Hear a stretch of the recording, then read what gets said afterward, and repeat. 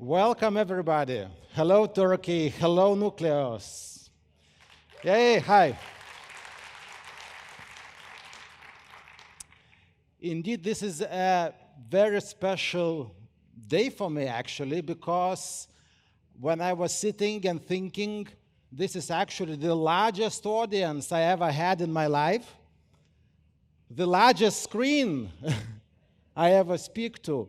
And the third reason is that for the first time, I have my family watching my presentation, my beautiful wife, and my three naughty children.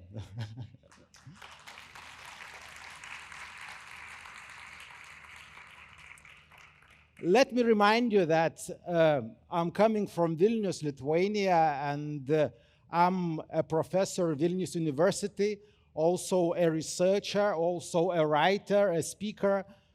So dentistry as a profession is a very, very, very good one. I think that we are so lucky that at a certain point of our life, we made a good choice and became a dentist.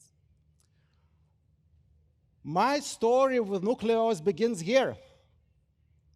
4 years ago, we had a meeting, and then we had a very nice coffee, and then we agreed really to do research, to do clinical studies, and today I'm going to show you what the results we get from all that collaboration. And as I said, this was the lecture that back then. Here is today completely different and much, much better. What is zero bone loss concept? Some think that it is just only about implant design. Like you need to have a 5-degree conical connection and other implants do not work. I think that is so far from the truth, because with different designs, with different conical connections, we can end up with an excellent result, like you can see here. Again, different titanium base heights, like lower and higher, depending on the implant position, still leads us to this excellent bone stability. So if I would be asked the question, okay, how should I define zero bone loss concepts in one sentence? Because I remember when I was just at the beginning of my speaking career, I went to speaking courses, and my mentor told me this, that you must be able to say what you want to say in one sentence. It means that doesn't matter how long the lecture is it 1 hour, 2 hours, or full day, you must be able to deliver the message in one sentence. So this is the sentence, is that zero bone loss concepts is a clear clinical protocol to achieve crestal bone stability despite implant design. Now, I'm not saying despite implant brand, because there are brands who are better and some brands are not, but the clear clinical protocol really will allow us to give that bone stability. I'd like to emphasize 3 things about zero bone loss concepts, why I think it's giving so much clarity. So first one is surgery and prosthetics as a one continuous treatment. And what I enjoyed today in the first presentation, actually this is what's been said. You do surgery, and then you do prosthetics, and even better if it's in one person's hands. Now, I'm not saying that if you are a surgeon and prosthetic is something wrong, but in my case, I do everything, surgery and prosthetics.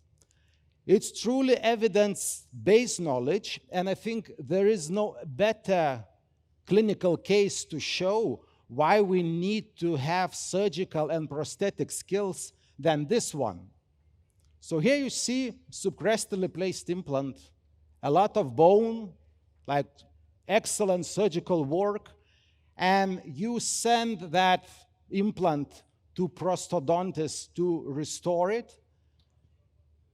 this is how it comes back. Yeah? You see that all that bone is actually gone.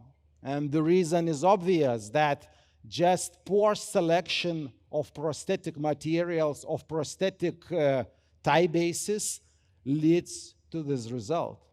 It's so easy to avoid, and if you have a good selection of prosthetic details, you just, if you place implant deeper, you just take a higher tie base, and that's all. And I remember some years ago when somebody was asking me, okay, Thomas, so which implant system would you think is good? I always tell them, show me your tie bases. If tie bases has different height and you can choose, it means that your implant is versatile and you can really place it according to the depth as needed. It's an evidence-based concept. We have now almost 30 publications in different journals, and I'm extremely happy to show you the newest one, which has been published just this week, and you have a little brochure on your chair. So this is the publication we did with NucleOSS implants, and this is culmination of 4 years work. I'm gonna talk about this in details when we'll talk about prosthetic part of zero bone loss concepts, but I'm really happy that NucleOSS as a company now is published in the best American journal, because this is the best journal in the USA. So it's not just about telling, you know, use this, use that, or it's supporting it with clinical evidence, and clinical evidence, not just, you know, telling that it works in my hands, but giving the proof for that.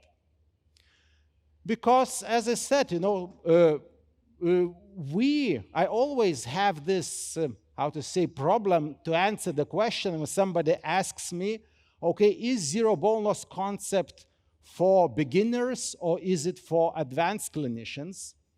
And I cannot answer it because it depends on what you don't know. So, for example, if you see here this 4 X-rays, right? Implant placed subcrestally. Now you have a lot of bone loss even before restoration.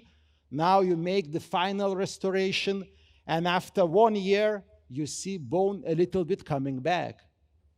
So if we do not know what happened in exact step, it means that we are not controlling the bone. It means we are beginners.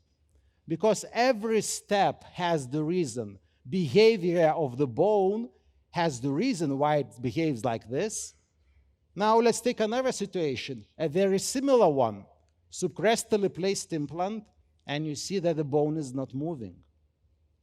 So that's what zero bone loss concepts is about.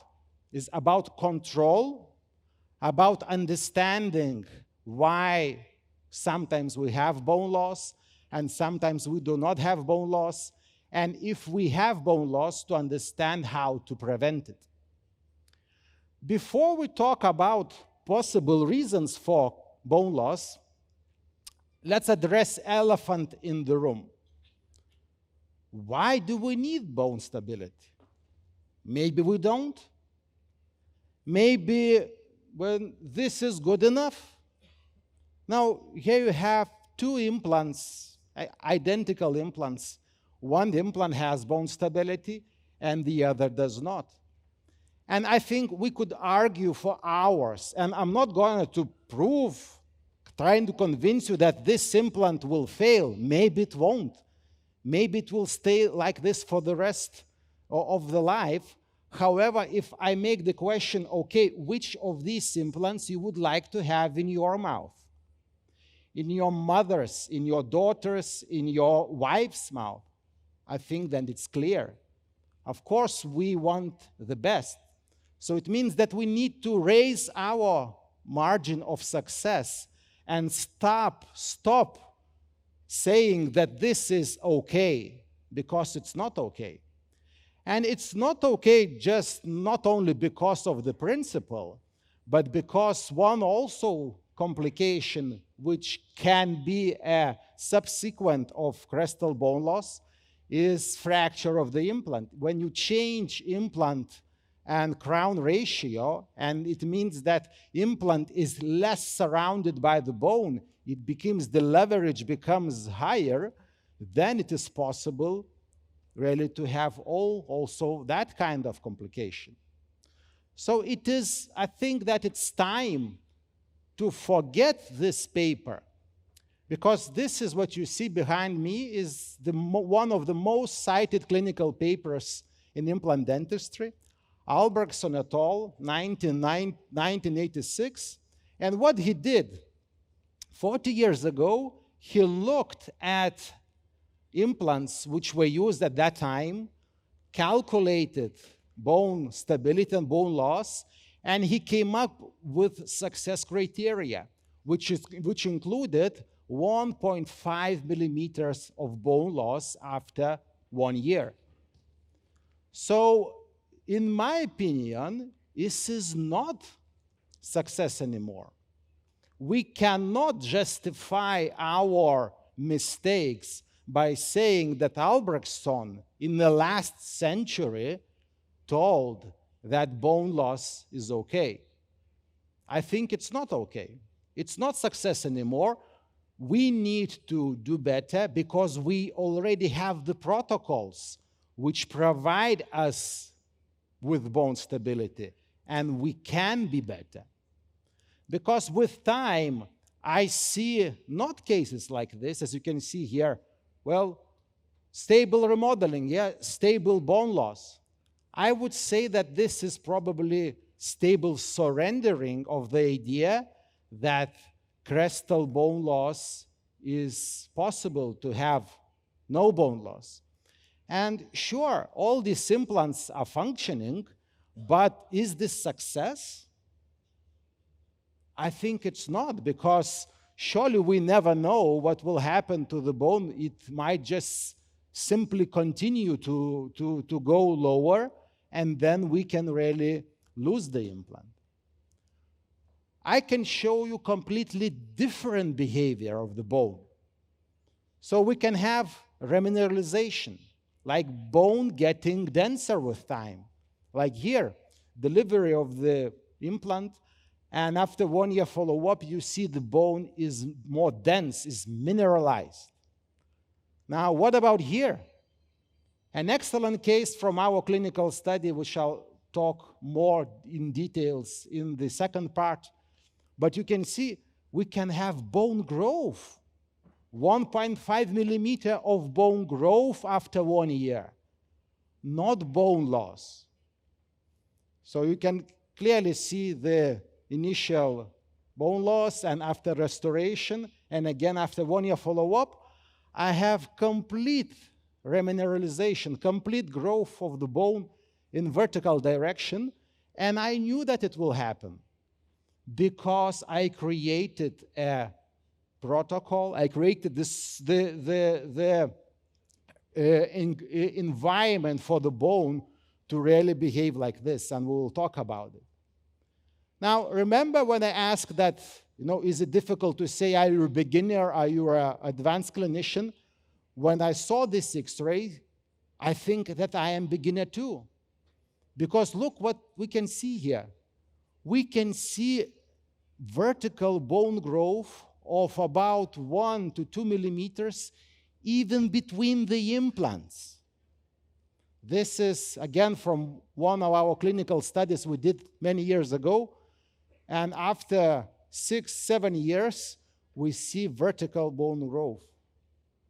So this is what we need to say as a success, not tell that bone loss is unavoidable, that bone loss, it's okay to have because it usually stops at the first thread.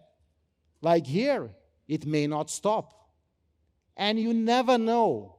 You never know how the bone will behave because, there are different parameters of the bone. Like here, placement of the implant, delivery, 1 year follow-up, and actually what I have perimplantitis. And now, you know, what you do, you need to remove the implant, or you try to save it, to clean it, but you are already in trouble. That's why I think that the best treatment of perimplantitis is prevention. And zero bone loss concepts also could be named as prevention of perimplantitis. Okay, so let's now look what kind of the factors we talk about. But before we do that, this is how I think success criteria should look like. New success criteria after 10 years, no bone loss, only bone growth. This is the new standard. And this is what we really need to follow to have this kind of behavior of the bone and not even think about bone loss, because it's really avoidable. So which factors are the most important? What should I do in order to have that bone stability around implants which I showed? Not to follow Albrecht-Stone criteria, but to follow new success criteria. Now, first of all, if you see the question, the most is in capital letters. Maybe this is the wrong question. If we start to ask questions like this, that there is something the most important, it means that we are neglecting other factors immediately. So I think that we should really talk about combination of the factors.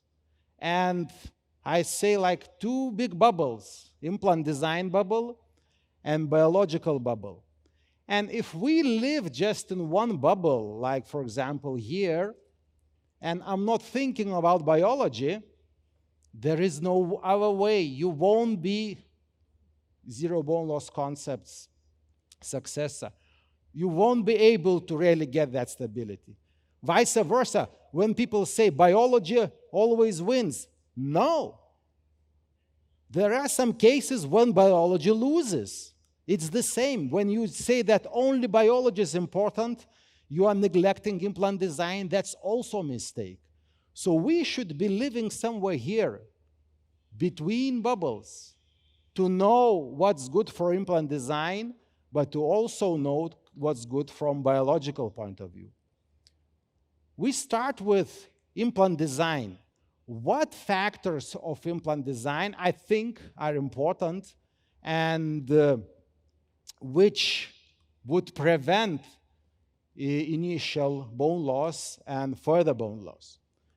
We'll start with two factors, and it's actually not that much when you think. When you think that there is a lot of factors, is not that much. Presence or absence of polished neck and microgap or implant abutment connection. We start with polished neck, and I think, again, I'm not gonna here say something new. This has been known for many, many years, that if the implant has polished part, and if you place it like this in the bone, submerge it in the bone, you're going to have bone loss. It's been proved by so many different studies, clinical, animal, histological, again, that if you have smooth surface and if it ends up in the bone, you might have bone loss.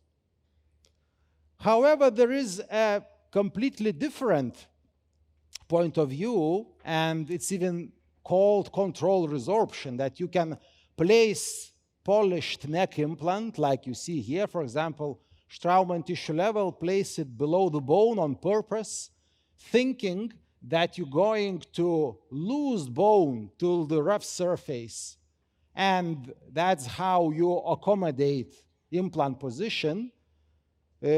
Sometimes this controlled resorption can become uncontrolled resorption. And like here, you can see, again, implant placed below the bone. Now you can see that there is initial bone loss, but for some reason it didn't stop and continues. So you have just lost the implant, and it started just from a small polished part. So I think that it's really, from my point of view, from my understanding and recipe which I'd like to create, is that tissue-level implants with a high polished part should not be placed in the bone, because polished part, tissue level, it's the name of the implant says how we should place it for the tissues. It means that this part goes in the bone and this part goes for the tissues. That's so easy and understandable. And here you can have that the reason why we lost that implant was because it was not placed according to the design. However, okay, we can say that, long polished part, it's obvious. What about this? Because there are a lot of implant brands who have this small vertical 0.8 or up to 1 millimeter polished vertical part. Now, what is the reason for this part to be on bone level implant? And I completely do not understand this, because manufacturers say that it's for the tissues or for better cleaning, like for soft tissues or better cleaning. But how does it end clinically? I don't want to have soft tissues here. I want bone. And if you think that you're gonna clean this area, so it means it's too late. If we are cleaning the neck of our bone level implant, it means we have a lot of bone loss. And it's not possible to have it, to clean it here. That's why, for example, if we take NucleOSS design, it doesn't have polished part. And the only difference between these two implants is absence or presence of polished part vertically on bone level implant. So again, of course, we can now discuss, now, is this worse than that X-ray? And again, I'm not going to say that we're going to lose this implant, but surely saying that this is better than this, or if there is no difference, is absurd, right? This is much better, and it starts from the understanding how your implant is made. It starts from understanding how should we use this. Because bone level implant can be placed at the level or below the bone. So that's why I think that when you talk about what implant design is good for zero bone loss concepts, is of course that I think that that implant should not have any smooth surface vertically. Only on the horizontal part, where you have connection of the abutment, you can have polished surface because it gives you a better connection. But to have this polished part, it really starts like this. And it should be like that. Just a small change or an understanding really gives you much, much better solution. Again, what do you think about these three implants? Is it good or is it bad? If I take criteria of 50 years ago, I say that this is a success. But if I take criteria now, 2022, I think this is a failure.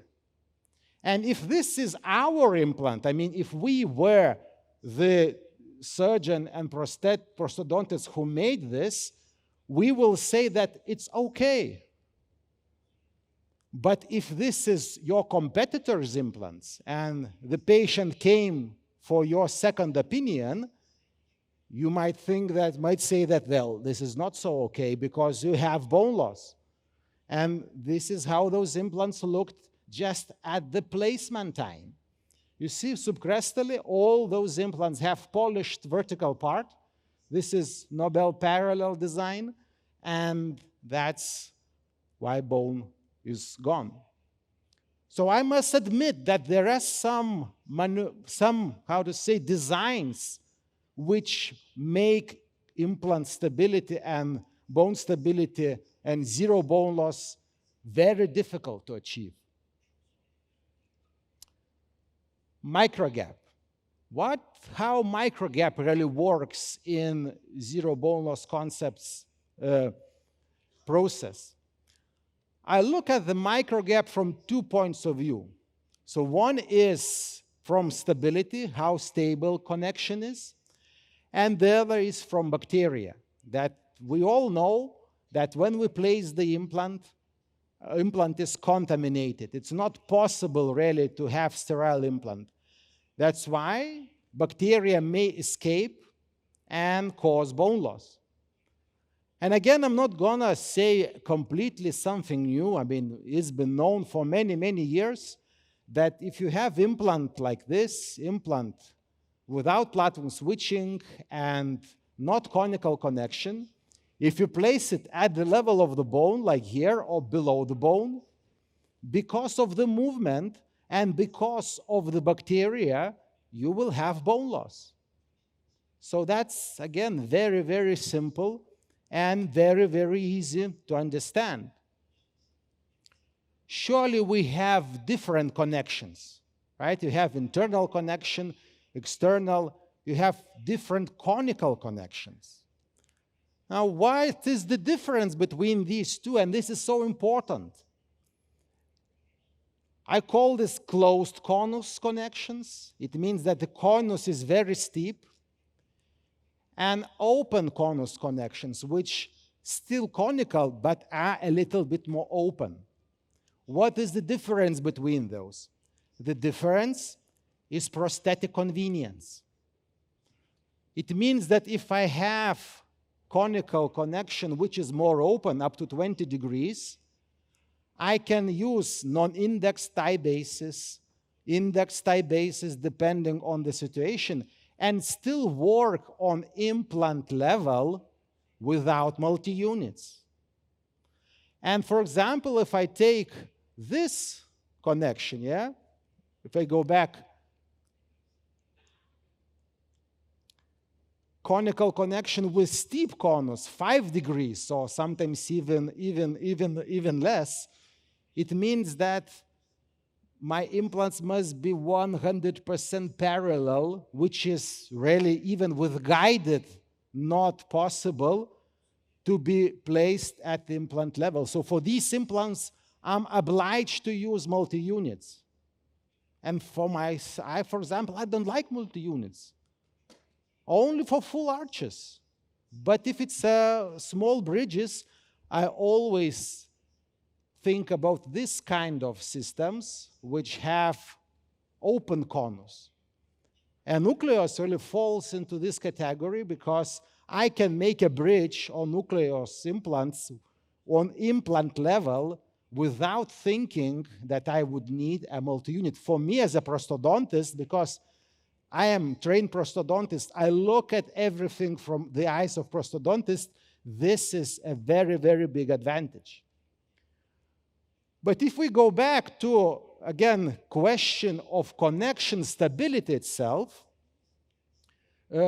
I think this is a stupid question when you have two arguments that some say this connection is more stable and this connection is more stable. You know, sometimes becomes like religious fights, like most tapered fans say that you need to have only 5 degrees, and if it's more, it's impossible. Now, here is obvious. Here is 45-degree connection internal. It is placed too deep, yeah, at the level of the bone. That's why I have bone loss. Now, does this mean that this connection is bad? No, it's just placed in the wrong way. This is the same connection, 45 degrees connection, and look how implant is placed. Implant's placed supracrestally, and the bone reacts differently. So it is usually not the matter of connection, it is how you place it.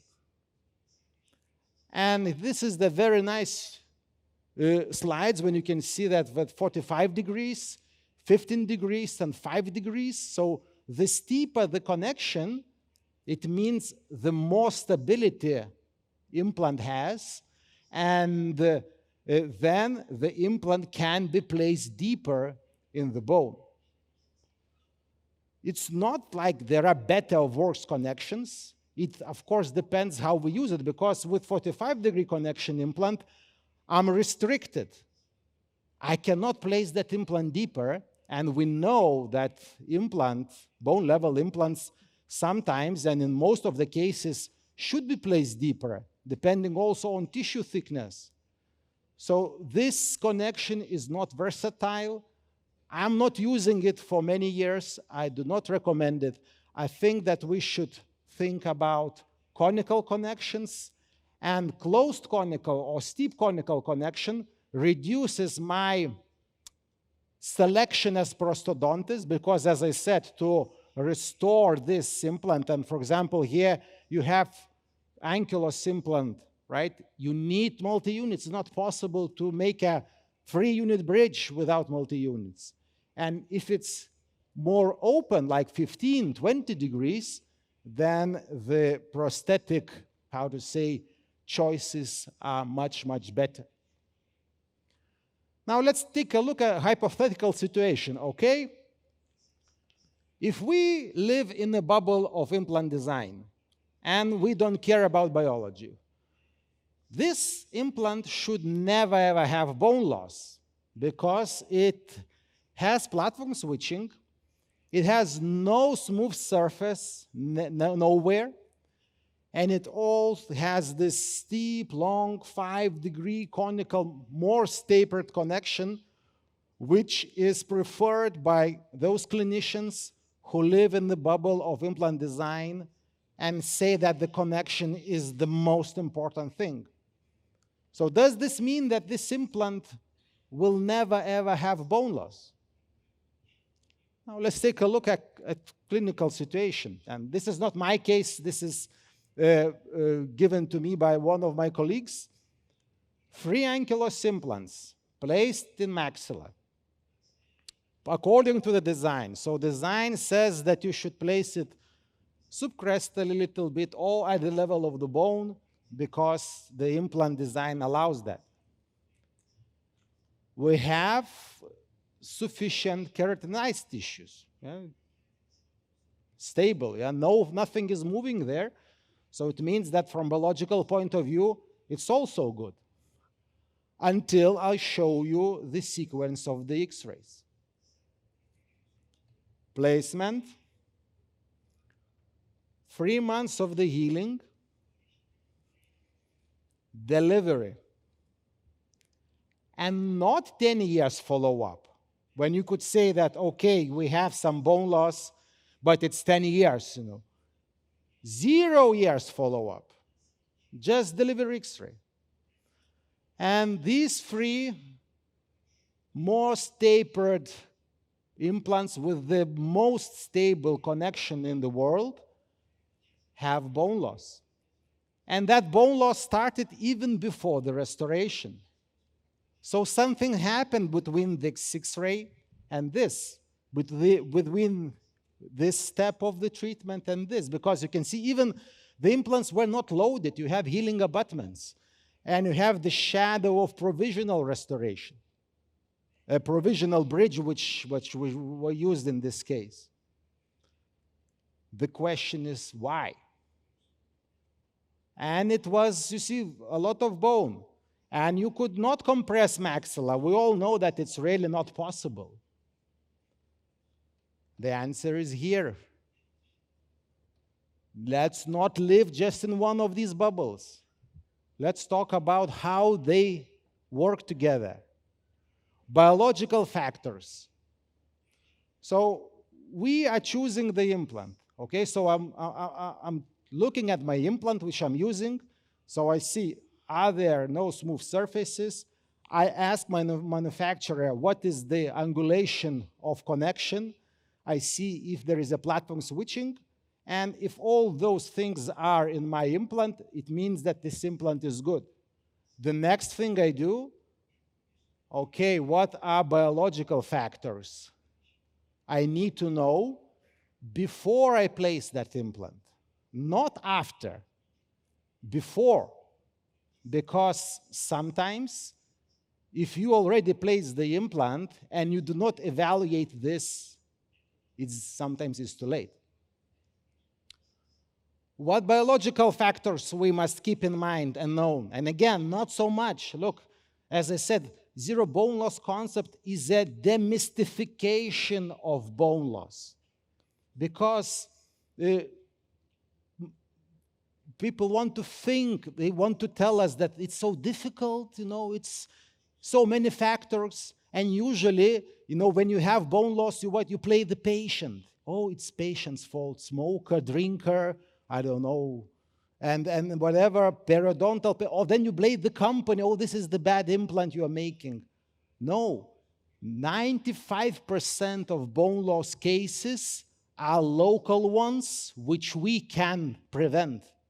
So first of all, it's our fault. If you have bone loss, it's your fault. Now, what factors we usually think from biological point of view? Horizontal tissue thickness, yes, but it's more, from aesthetical point of view, from the contour. Usually attached tissues. The first thing, if you are periodontologist, you will say, I need attached tissues. And I will say, yes, of course, because in the case like this, you see the gingiva is really moving, like it's mobile, it's not sufficiently, glued to the surface of the restoration. I already have bone loss here. Of course, maybe before, but it's possible to do also after restoration. We do keratinized tissue graft. This portion becomes less movable, so it's more stable, and then reflects, of course, it reflects on crestal bone stability. So you see the bone is coming back when we removed that factor. Well, let me show you another situation. So attached tissues or keratinized tissues, yes. This is the dream of surgeon. You have a lot of bone. Yeah, you just place the implants, and everything will fine. And that's always the discussion we're having with surgeons, that bone is the most important. You have bone and nothing else matters. So here you can see 3 implants placed. And here we used MIS V3 implants. This is an implant design which has triangular neck, and it's made on purpose. That osteotomy is round and the neck is triangular. It means when this implant is inserted, it's not possible really have any compression on cortical plate, because the implant is touching just in 3 places, right? It's not possible. At least that's what company was thinking when it was designing this. So those implants were placed at the level of the bone. You see how much of attached tissues I have. Also very good. Now let me show you the X-rays. Placement. 2 months of the healing. Delivery. Where is all that bone? You see what was very wide? Gone. Why? Why, when I used implant, which really has all the requirements we talked about, which has sufficient attached tissues, I still end up with disaster like this? The answer is here, that for many, many years, we were neglecting one of the most important biological factors for crestal bone stability, evaluation of vertical tissue thickness. So vertical tissue thickness, if we think about it, first of all, we need to understand anatomically. So where is that vertical tissue thickness? And it's measured on top of our dentulous ridge. And look, it's very similar to attached tissues. because both of them have this vertical component, but they are different. Similar, yet different. And you need to have both of them to have crestal bone stability. Why I need vertical tissue thickness? Because only from that portion of our anatomy, 2, 3, 4, whatever millimeters, we have development of biological width. Next question, of course, comes, okay, so why do I need biological width? What is biological width? Everybody will say it's to protect the implant, to protect the implant. And you would be right, but do we really understand what protection of the implant is? Because it's just to know nice word. How does this tissue protect my implant? I want to show you now a short video. When I saw this, it really changed my life, because that was beginning of zero bone loss concepts. Like, we started to build everything, it kind of connected everything together. But before I'm going to play this, I want to give you some introduction. And I'm sure you know that vertical tissues, when the implant is healed, can be divided in 2 zones: adherent zone and plaque zone. Adherent zone is this zone when you have integration of tissues to prosthesis. And that's why I want adherent zone to be as high as possible, that it would really glue to the surface of my restoration, because I think that true, protection is gluing, it's adhesion. It's not attachment, it's not contact. It's like you have a glass, you have drops of water and another glass, and then you cannot disconnect them. That's how I think the protection of the implant is going on. Surely you have plaque. It's not possible to not have plaque, but I want this plaque to be as small as possible. Here you see failed implant. We remove the implant, and still there is a multi-unit abutment attached to the implant, and I have this vertical part of tissues adhering to the surface of multi-unit abutment. Of course, what you do, you want to unscrew, and you're very curious to see what will happen next.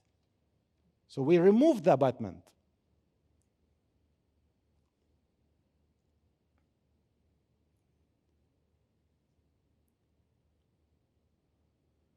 Do you see the function of biological width? Because it's possible to see it. Do you see the zones? Clean zone and plaque zone? Like, even better here, when you have tissue thickness, you have possibility to have adherence, because you see it's clean, no bacteria, nothing.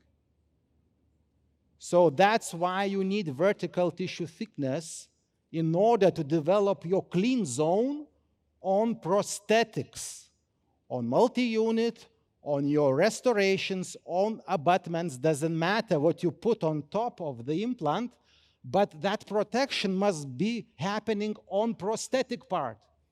If it's happening on the implant, it's already too late. You have bone loss.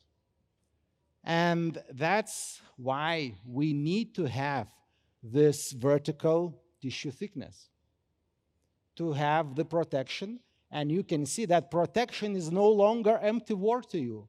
You see the clean zone. When you have tissues, there is clean zone. Then you do not have tissues, then you have plaque, perimplantitis, and problems.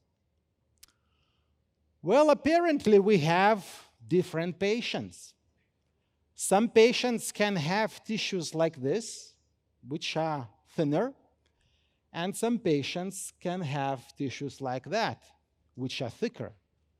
Maybe that's this secret ingredient, right, for the recipe for zero bone loss concepts. To truly answer that question, we need to follow this line. And I just told you a story about tissue thickness.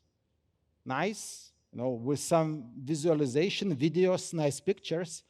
But what I did not tell you this. Is this evidence-based? Maybe it's just the story. If you go to any lecture or any course without this, it's just lecturer's opinion. Okay? A nice story, and it's possible to tell the story very good. So what are these stops in tissue thickness? We need to know. And also, one more important, not just the science, to show the science, the number. What is this number we need to have in order that we have sufficient? Again, sufficient is just the word. What is sufficient? Is it 2? Is it 3?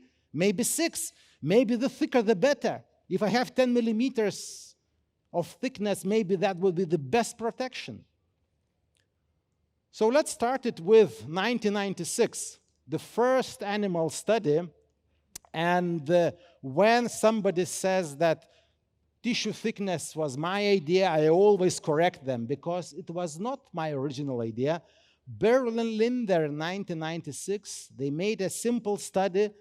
They got dogs, they thinned tissues to 2 millimeters, and they found out that if you have 2 millimeters or less, doesn't matter what you do, you're gonna have bone loss because you won't have sufficient amount of vertical tissue thickness. Yeah? That was done long time ago.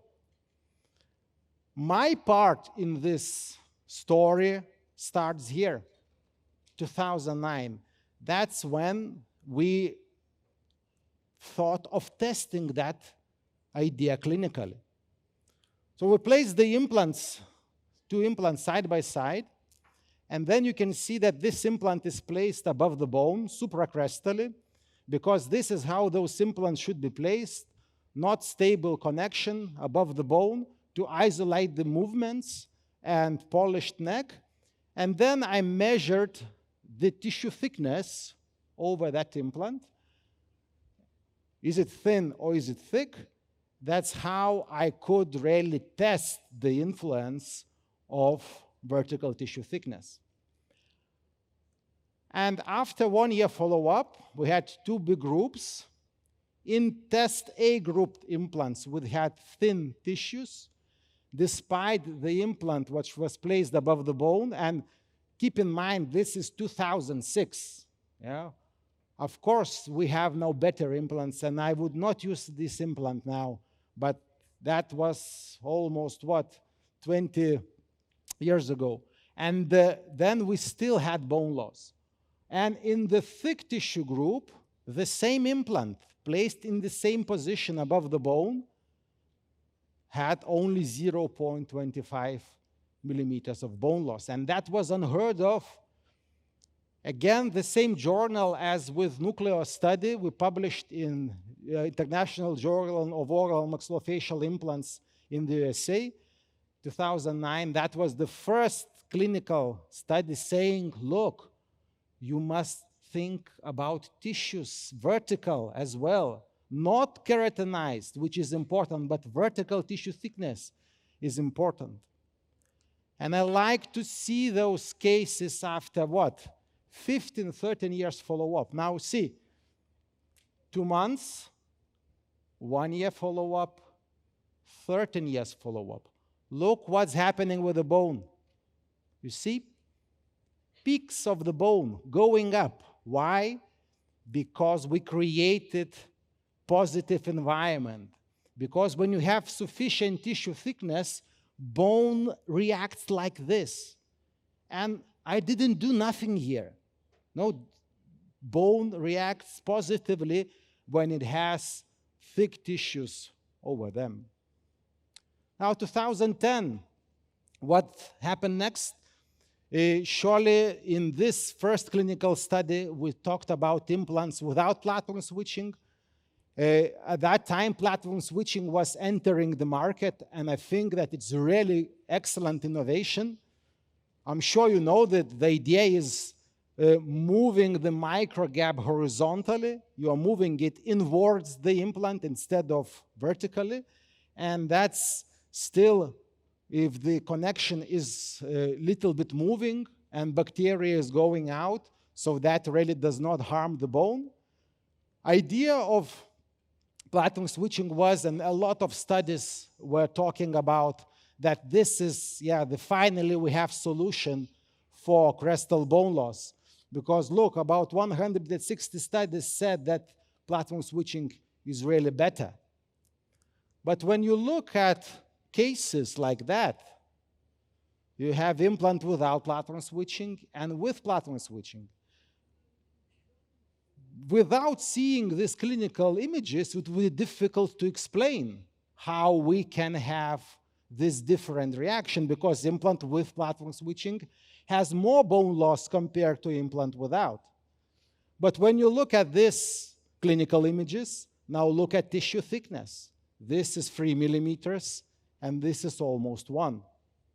So in this case, biology is strong, and it wins because not sufficient amount of tissue thickness. And we made another study. I placed 2 implants side by side, implant with and implant without platinum switching in thin tissues. So we had patients with thin tissues, 2 millimeters or less, 2 implants placed side by side, and you can see that placement, 2 months of the healing, 1 year follow-up, there is no difference. So if you have thin tissues and you place implant at the level of the bone, thinking that platinum switching will help you, you would be wrong, because the science says that you're gonna lose bone loss anyway. So it's a really big transition for me. I started from this 2007, standing like with 1 spectator, 1 person in my lecture, right? This is my supervisor, and now you have a lot of, so I'm really happy and proud of it. Okay, let's move on, because again, we need to find this number which we need to have in our heads always. 2015, next study, when I wanted to really clarify, okay, so what is this sufficient tissue thickness? Because we knew that 2 millimeters is too little. Okay, what is good? Is it 3, 2.5? Because according to the Berlin and Linde study, everything what is above 2 was considered already thick. It means that 2.5 was already thick tissues. So we did another clinical study with 3 types of patients, 2 millimeters, 2.5, and 3 millimeters. I wanted to check what's happening actually when you have medium tissue thickness, not thin and not thick. We placed, again, the same implants in the same level, in the same positions, same restorations. This is how science is done. You need to isolate any other confounding factors in order to get that one which you want to test. The outcome showed very clear pattern that when tissue thickness is increasing, then bone loss is decreasing. It means that 2.5 was still not sufficiently thick, and the best outcome was 3 millimeters or more. That allowed me really to think that, okay, so we must at least think about 3 millimeters in vertical tissue thickness. But then I thought about, okay, maybe we need 4. Because if I look at these 2 thicknesses also for the eyes of prosthodontists, I would say that I like this better, because I have more tissues to have my profile of the restoration. And that question leads me to the final stop, 2019, after which we're gonna talk about that number which I always look for in my patients, and that's the key fact for bone stability. I combined everything, data from my studies, data from other studies, to really arrive to this number. One of the studies which I want to show you was done by Cristiano Tomasi, histological study from humans. He made biopsies around implants which do not have bone loss, and he found that it's not 3.6, more than 3. And it's very funny because when you look, this is original drawings from this first Berglund and Linde study. Remember, I quoted.